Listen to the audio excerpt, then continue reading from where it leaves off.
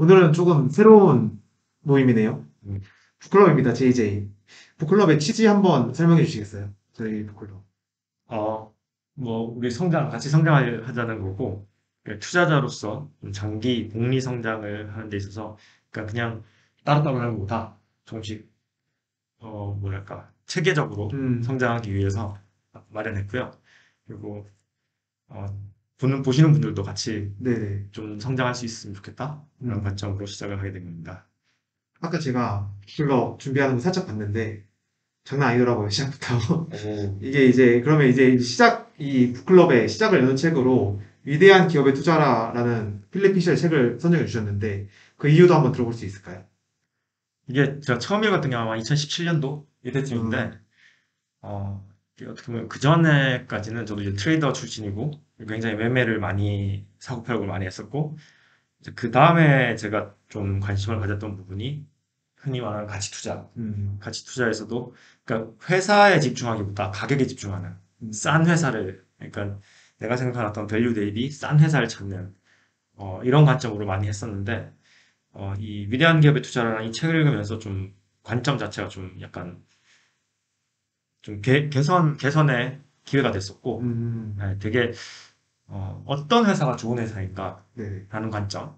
사실 좋은 회사에 투자라고 많이 얘기를 하는데, 실제로 좋은 회사가 뭔지에 대한 얘기들은 많지 않은 것 같아요. 아, 그에 대해서 좀 더 깊이 생각해 볼 수 있었던 계기가 됐던 책이에요. 음. 음, 그러면 이 좋은 책으로 음. 북클럽을 한번 시작해 볼까요? 네, 저도 이 북클럽이라는 걸 참여해 본 적이 없어가지고, 포맷 같은 게 어떻게 하는 게 좋은 건지 모르겠는데, 일단, 우리 이번에 이제 1장이랑 2장 네, 얘기하기로 했잖아요. 네, 다들 읽어보셨어요? 네, 예, 읽었습니다. 그렇습니다. 1장이 제목이 뭐였죠? 1장이 이제 과거로부터 단서를 찾는다. 과거 네, 얘기를 네. 하고, 이제, 이 사람이 지금 이 책을 쓴 게 1958년이에요. 아, 1958년이고, 그럼 보면, 자, 이게 다우 100년, 이 그래프 이제 한번 보신 적 있을 것 같은데, 근데 우리의 그냥 투자의 시계가 굉장히 짧다라는 걸 보여주는 어떤 표가 아닐까 싶은데, 네, 지금, 이게 1915년부터니까 대략 한 107년 정도 됐네요. 107년 정도 됐는데, 당시에 한 55였던 다우존스 지수가 지금 32,000, 요즘 폭락을 많이 했는데 32,000이죠. 네. 32,000이고, 그 사이에 대략 한 600배가 올랐어요. 100년 넘게, 이 기간 동안. 그러면 이제 복리 연평균 수익률이 대략 얼마나 될까요, 이게? 연평균 몇 프로 오르면 한 100년 만에 600배가 오르게 될까요? 12%. 응? 12%? 12%라고 하면 두 배가 되는데 걸리는 시간이 얼마예요? 6년. 6년이죠. 네. 그러면은 60년이면 몇 배가 되는 거예요? 아, 6년? 1,400. 그쵸. 1000배가, 그러니까 아, 6년 동안 두 배라고 하는 얘기는 60년이 되면 1000배가 넘는다는 네네네. 얘기거든요. 근데 지금 100년 동안 600배가 됐다는 네. 얘기니까 12%가 안 된다는 얘기가 되겠죠. 이거 뭐 계산해보면 대략 한 6%에서 7% 사이 정도 나와요. 아, 미국 그 다우존스 지수가 한 7%? 뭐 이 정도 좀 장기 중립을 했던 거고, 네. 이 사이사이에도 굉장히 이제 많은 부침들이 있었는데, 이게 지금 로그 그래프예요. 로그 스케일과 리니어 스케일의 차이는 혹시 다들 알고 계세요? 그러니까 리니어 스케일이라고 하면, 이제, 우리는 곱셈의 세계에 살고, 덧셈의 세계가 아니라 곱셈의 세계에 살고 있어요. 그 말은 뭐냐면, 1,000원일 때 10%는 100원이지만, 네. 만 원일 때 10%는 1,000원이 되는 거예요. 네. 그래서 회사가 오랜 기간 동안 성장해 있다라고 하면, 똑같은 비율만큼 성장하면, 리니어 스케일에서는 이 굉장히 커지게 되는 거죠. 그래서 이 장기 그래프를 볼 때는 항상 이 로그 스케일로 보는 게 음, 굉장히 유용하고 지금 보시면 이게 100에서 1000, 10배씩이죠, 10배씩. 네네. 그렇죠? 10배씩 되는 거고 이게 로그 스케일인 거고요. 로그 스케일에 있어서 이 기울기는 뭐다? 그렇죠. 성장률이 되는 거예요. 로그 스케일에서. 그래서 이 기울기가 성장률이고 보시면 이런 기간들이 항상 있잖아요. 이 보시면 지금 한 3, 40년간을 거의 박스권에 있었던 거예요. 네. 미국도 40년 동안 비겼던 게 대략 한 10년여에 걸쳐가지고 10배가 뛰었죠. 그리고 또 어떻게 돼요? 한 수십 년 쉬죠? 네. 또 쭉 올라가서 쉬고. 아, 이런 식인 거예요. 네. 뭐 이제 일본 항상 잃어버린 30년, 40년 이런 얘기들 하지만 일본도 이제 이런 폭등이 있을 때 항상 그 다음에 폭락이 오는 경우 그리고 이 폭락을 회복하는 데 걸리는 시간이 그만큼 오래 걸린다는 거고 네. 일본 같은 경우도 지금 이게 지금 그 저기 대공황 때잖아요. 대공황이 온 이유 중에 하나가 이 거품이 있었기 때문에 거품이 거치면서 여기서부터 이제 돈을 또 이제 쏟아부은 거죠. 돈을 쏟아부으면서 올라온 거고 마찬가지로 2007년도 금융위 때 폭락이 있었지만 또 이제 우리가 돈을 쏟아붓고 펌핑을 하면서 올라왔죠. 지금 이제 근데 그 효과가 또 인플레이션으로 나타나고 있는 거고. 네. 이런 이제 과정을 겪는 거고. 그러니까 앞으로 우리 100년 그래프가 어떻게 될까? 뭐 대충 이런 모습이 나오는 거예요. 네. 대충. 우리가 50년대 잘라봤다라고 하면 이렇게 나왔겠지만 그 다음 또 붙이면은 복사 붙여넣기 네. 될 거란 말이에요.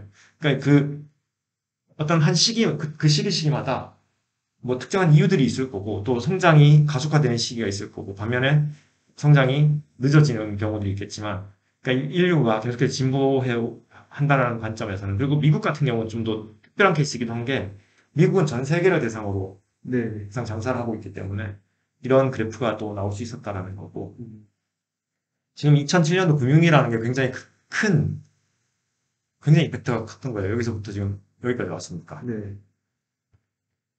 그죠? 잠깐만요. 이거 어떻게 해야 되지? 여기 대공황 시기가 또 굉장히 길었고 네. 지금 빌리 피셔가 이 책을 쓴 게 이때쯤이란 말이에요. 그쯤 음.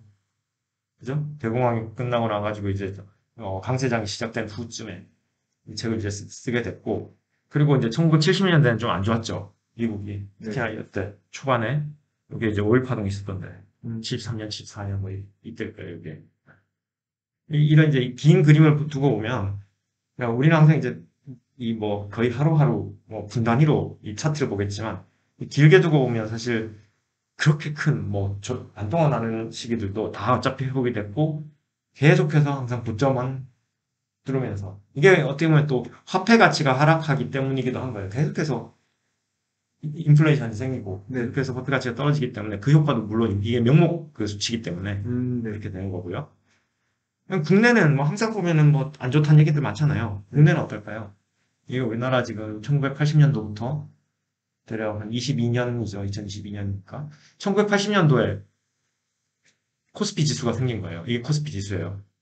코스피 지수가 생겼고, 80년대 어마어마했죠. 80년대 후반에 그 우리 88 올림픽을 전후로 해가지고, 지금 뭐, 200이 안 되던 애가 지금 거의 1000까지 이렇게 올라왔으니까, 한꺼번에 5배를 뛴 거잖아요. 5배가 넘게 뛰었죠. 근데 이렇게 항상 폭등이 있고 나서는 안정환 시기가, 이렇게 안정환 시기가 있었던 거고. 그쵸? 이때가 뭐죠? 아, 재빈님 몇 년생이에요? 저 99년생. IF. IF. 그러니까 IF를, 그러니까 우리가 그 사이, 그 중간에 있었다고 하면 세상이 망가질 거야. 그런 시기였어요. 실제로 그랬었고. 그렇지만 여기서 정신을 부여잡은 사람들은 굉장히 단기간에 뭐 그냥 시장 지수만 만약 그냥 투자를 했다고 해도 2배 이상의 수익을 올리게 되는 이런 기회가 있었겠죠. 이때 언제예요? 이때. 코로나. 그쵸. 코로나가 얼마나 좋은 기회냐라는 거. 그때로 돌아가 봐요. 세상이 망한다. 그러니까 바이러스 때문에 세상이 망한다라고 네. 사람들은 두려워했었단 말이에요. 그러면서 다 그랬죠.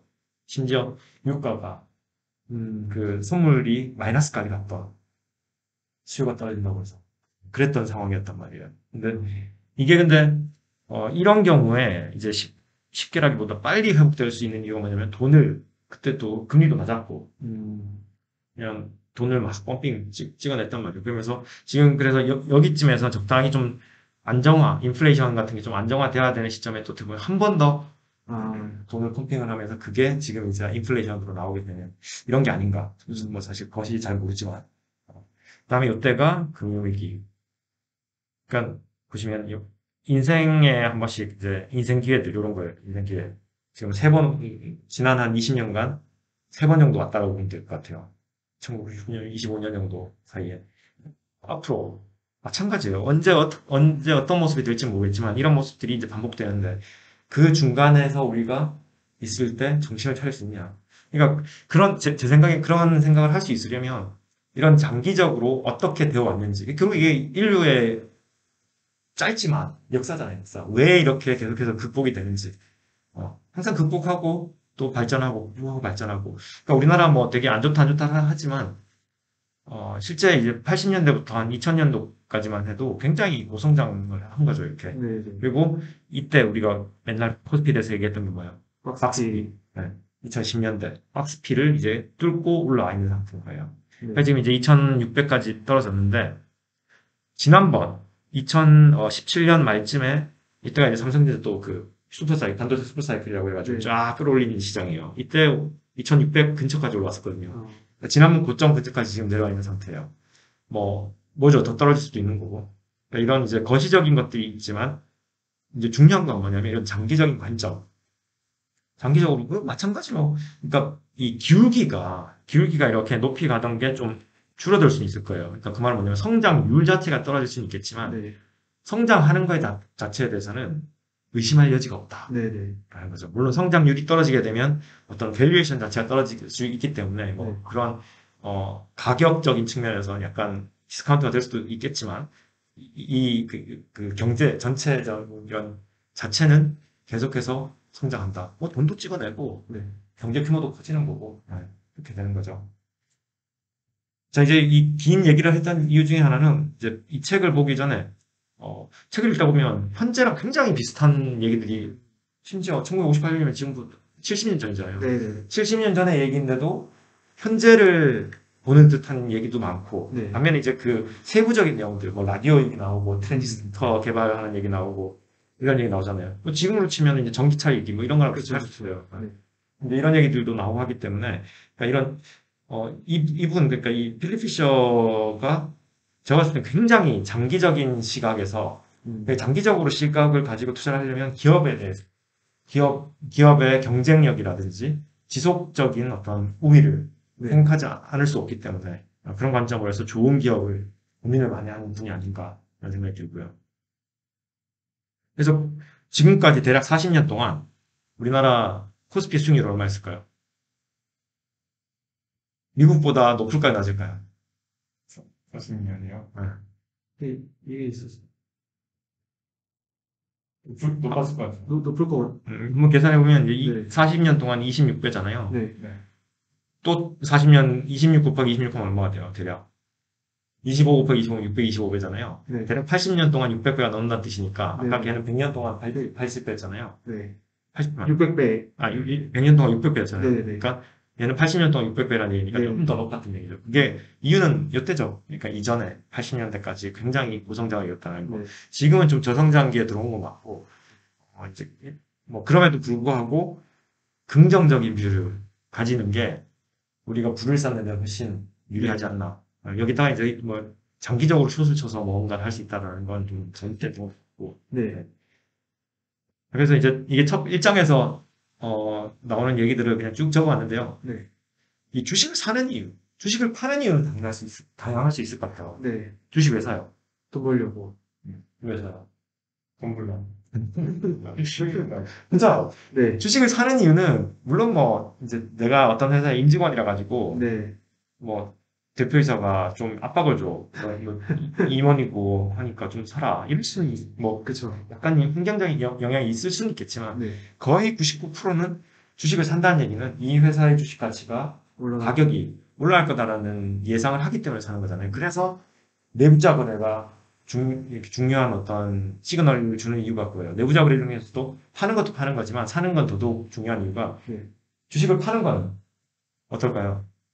일단 고점이다 생각하고 하는데. 물론 다양한 이유. 그렇죠. 이유가 그러니까 사는 것만큼 하나는 아닐 수 있다는 네. 거예요. 그래서 집을 사야 돼서 좀 팔아야 될 수도 있고 이런 다양한 이유들 그 사람의 상황이 있을 수 있기 때문에 그래서 파는 이유는 좀 다양할 수 있지만 사는 이유는 거의 한 가지. 잘 될 거예요. 돈 벌려고. 네. 그래서 기본적으로 저는 뭐 제 생각은 그냥 대표이사들은 주식을 가지고 주주라 해야 된다. 네. 왜냐? 그래야 이해관계도 일치가 되고, 그렇죠. 근데 이게 안 되는 사람들도 있죠. 네. 예를 들어서 이마트 같은. 네. 좀, 아무튼, 대기업, 특히나 대기업 같은 데서 좀 이해가 안 되는, 예. 그리고 근데 돈을 벌려고 이런 위대한 기업들을 두고 있으면 이 사람의 생각은 그냥 이 뭐 트레이딩하고 이런 것보다도 훨씬 더 높은 확률로 돈을 번다는 건데 네. 그거 하나의 전제 조건이 뭐다? 어떻게 하면 뛰어난 기업을 구별할 수 있냐? 뛰어난 기업을 구별해서 그걸 꾸준히 들고 있는 꾸준히 들고 있으려면 그만큼 좋다라는 이유가 있어야 되고 왜 좋은지 네네. 왜 장기적으로 이 기업이 지속해서 성장할 수 있는지 네. 이게 전제가 되어야지만 가능한 얘기잖아요. 네. 이게 안 되기 때문에 어쩌면 우리가 계속해서 매매를 하려고 하는 것이 되는 거죠. 기업에 대해서 정확하게 이해하기가 어렵고 그렇기 때문에 그러다 보면 이제 막 굉장히 백화점이 되고 포트폴리오가 그러다 보니까 사고 팔고가 점점 잦아지고 이렇게 약간 어떻게 보면 악순환일 수 있는 악순환으로 빠져들게 되는 이유가 아닌가 싶어요.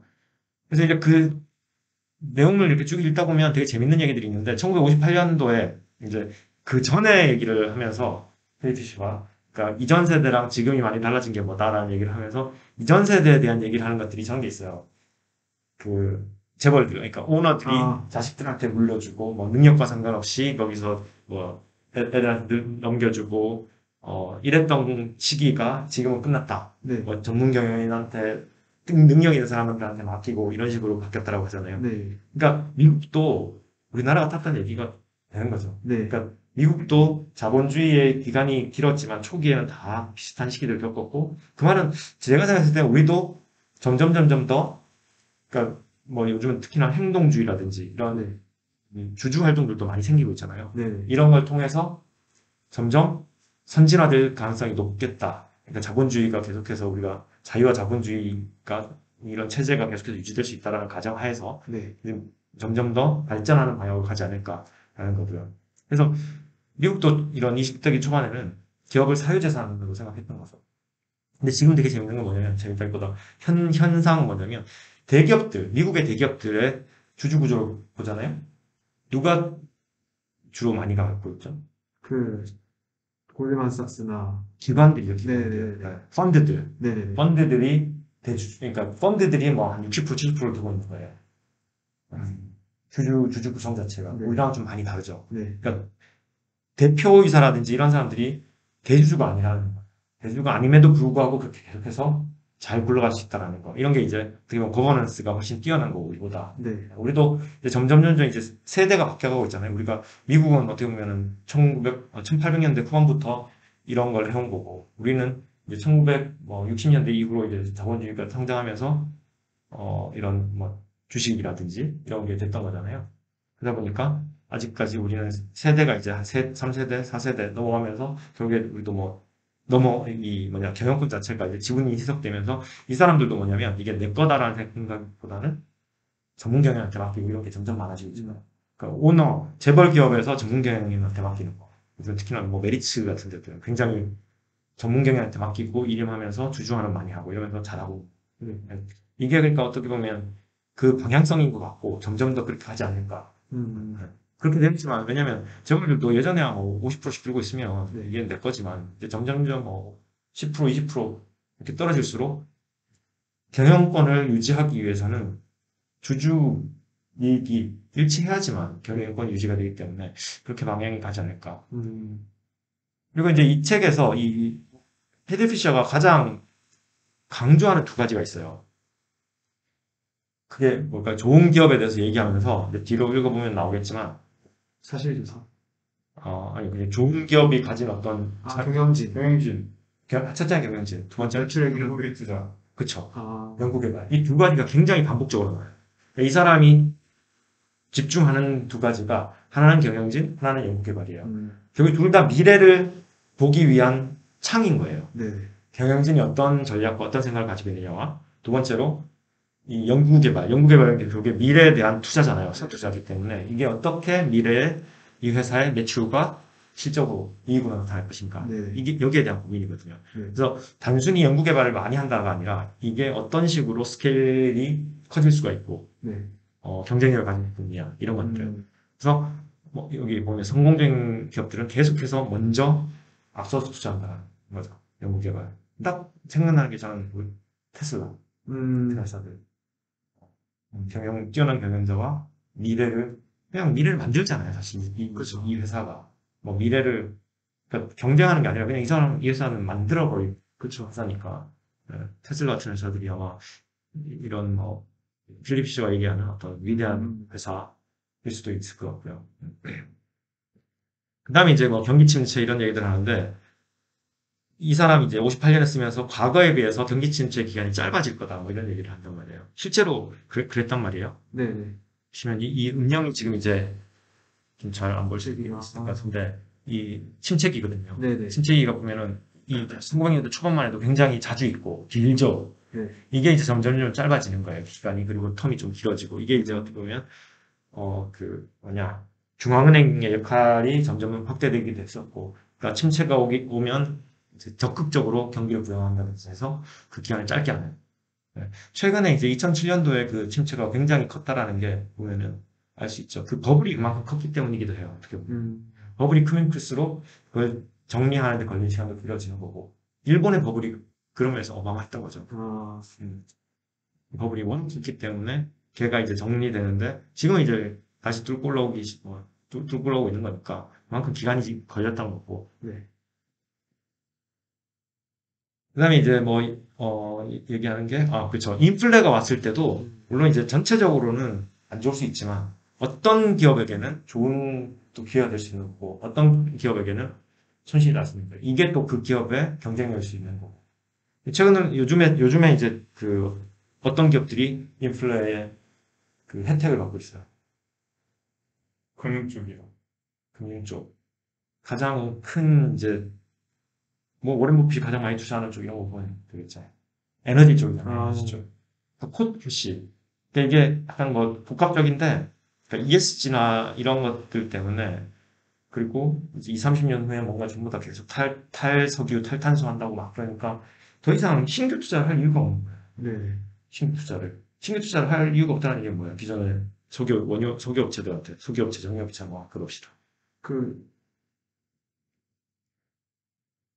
투자금을 세이브할 수 있다. 가요? 공급이 늘어날 여지가 없어지는 거죠. 투자를 해야지만, 이 기업들이 투자를 해야지만 공급이 늘어날 수 있는데, 네네. 뭐 원유도 쭉쭉 보관할 거고, 근데 원유는 원유 자체로 쓸 수 있는 게 없고, 이걸 이제 정제를 해야 되잖아요. 네. 정제를 해야지만, 이제 뭐 휘발유, 뭐 경유 이런 식으로 뽑아 나오는데, 뽑는 애들도 뽑는 애들이지만, 이 정제하는 애들, 얘네들 입장에서도 지금 굳이 뭐 한 1, 20년 쓰려고 새로 지어? 그냥 있는 걸로 돌리자. 이렇게 되는 거죠.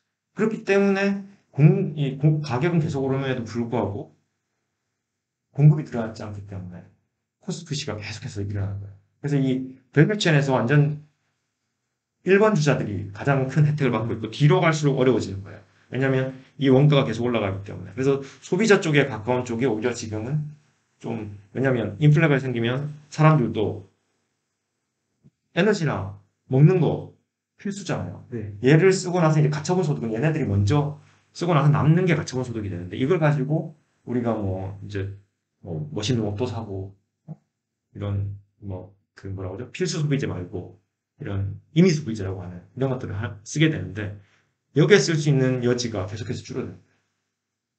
그래서 이쪽 끝단에 있는 애들이 좀 피해를 볼 수 있고 그 와중에도 이제 여기서 정말 브랜드 여기가 강하거나 이걸 이겨낼 수 있는 애들은 또 살아남는 것 따라서 이제 좀 더 또 이익도 낼 수 있고. 그 중요한 건 뭐다? 어떤 상황에서든 그 상황에서 극복해낼 수 있는 결국에는 경쟁력이 되겠죠. 이제 채권이랑 주식이랑 비교해가지고 또 얘기를 좀 한 부분이 있는데, 아, 네. 그러니까 채권 수익률로는 결국에는 인플레이션을 비타기가 네. 어렵다는 거고, 그러니까 뭐 이제 항상 얘기가 나오는 게 주식을 한다 그러면 샀다 팔았다를 잘해야 된다. 뭐 이런 이제 어떤 이런 경기의 변화가 와서 그러니까 좋은 말이에요. 근데 누가 내가 과연 질문은 내가 과연 할 수 있냐라는 질문이잖아요. 네네. 내가 과연 그게 정말 가능하고 뛰어난 사람들이 물론 있을 텐데 대부분은 사실 쉽지 않은 부분인 거고, 그러니까 거래를 할 때마다 사고팔고를 다 잘해야 되는 건데 네. 한 번 할 때마다 그 판단을 계속해서 잘해야 된다는. 그래서 사고팔고를 많이 하면 많이 할수록 어쩌면 평균적으로 어떻게 보면 평균값으로 갈 수밖에 없는 이유가 계속해서 판단을 잘해야 되는 거잖아요. 한 번 잘하기도 어려운데 계속해서 판단하고 이게 계속 쌓여야 되는데 그거를 지속해서 잘하는 경우는 사실 뭐 특수한 내가 정보력이 있다든지 이런 사람들이 아니고서야 일반인들은 쉽지 않다는 거예요. 그렇기 때문에 정말 뛰어난 트레이더를 제외하면 이런 타이밍을 재가지고 하는 게 사실 쉽지 않다는 거고 어떻게 보면 제가 생각했을 때 가장 중요한 얘기가 이거 같은데 네. 여기 성장이라는 거 지난 시간에 우리가 이제 저기 플로우와 스톡에 대해서 얘기했잖아요. 네. 성장이라는 거 뭐라고 했어요? 뭐가 성장을 한다는 플로우가 성장하는 거예요? 스톡이 성장하는 거예요? 플로우요. 플로우. 그러니까 실적이 성장을 한다는 거예요. 네네. 그러니까 실적이 성장하지 않아도 매년 똑같이 벌어들여도 스톡은 성장하게 되어 있죠. 네. 그렇지만 실적이 전년 대비 성장하지 않으면 이건 성장이 아니야. 중요한 건 매출과 순이익, 여기 실적이라는 거죠. 이 실적이 계속해서 성장할 수 있어야 된다. 그리고 그게 전체 산업 평균보다도 높이 성장할 수 있는 기업들이 이제 위대한 기업들이 될 수 있다라는 네. 그런 얘기죠. 근데 그걸 판단하는 데 있어서 가장 중요한 게 두 가지인 거예요. 경영진. 이제 경영진과 그다음에 경영진이거든요. 네. 가장 중요한 경영진이고 이제 이 경영진들이 뭘 통해서 성장을 하냐라는 거. 이제 그 어떤 단서를 찾을 수 있는 게 연구개발이죠. 네. 그러니까 여기에 더해가지고 한 가지 더 나중에 우리가 뭐 읽게 될 수도 있는데 최근에는 과거보다 더 중요해진 부분이 뭐냐면 과거는 이제 이 전체 파이 자체가 성장하고 이런 시기였기 때문에 이때만 해도 내가 내 것만 키워도 충분히 성장을 해낼 수 있는 시기였단 말이에요. 근데 지금은 이제 어느 정도 포화된 것도 많고 이러다 보니까 뭘 해야 되느냐. 오게닉 그로스랑 이노게닉 그로스가 있잖아요. 그러니까 뭐 유기적 성장이랑 비유기적 성장이라고 얘기하는데 이 유기적 성장이라는 게 결국에 내 거를 더 키워가지고 성장하는 거예요. 네. 이게 이제 결국에 연구개발이겠죠. 네. 비유기적 성장이라는 건 뭐가 되겠어요? 그럼? 산업이 성장해서 같이 성장하면. 그건 오게닉 성장이지. 어차피 내가 있는 거니까. 경쟁사 점유율을 뺏는 건가요? 그것도 어떻게 보면 오게닉이죠. 내 영역을 잘하는 거니까. 내 걸 잘하는 거니까. 이제 이게 중요한 게 뭐냐면, 결국에 현금을 어떻게 이제 재배치해서 이제 돈을 버는데 내게 부족하다라고 하면 이제 투자를 하는 거예요, 투자. 이게 내 영역에 있는 걸 수도 있고, 아니면 뭐 연관 영역일 수도 있고, 아니면 그게 아닐 수도 있고. 네네.